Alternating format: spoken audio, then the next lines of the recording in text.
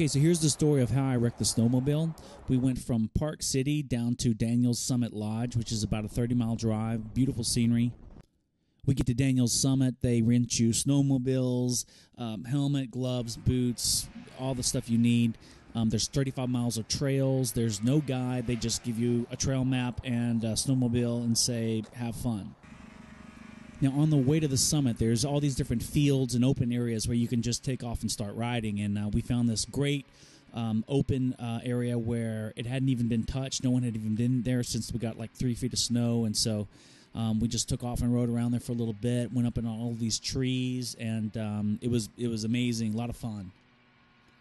So we get back on the trail and head up towards the summit, and we find another place to pull over and ride. So it's kind of a steep hill off on the side of the mountain, and so Dad got stuck, and then David got stuck, and we should have left then, but I was riding around in the area, and I went up the hill, and it started to bog down like I was going to get stuck, and so I turned left and back and started heading back down the hill, and I thought I was going to swing outside these trees, but the snow and the hill, and the angle of the hill, made it pull in a lot sharper, and so I tried to go around it or in between the trees that were there, and it didn't work. I basically buried into a tree going probably about 20 miles an hour, and so I flew over the handlebars, and when I did, I hit my right knee on the handlebar.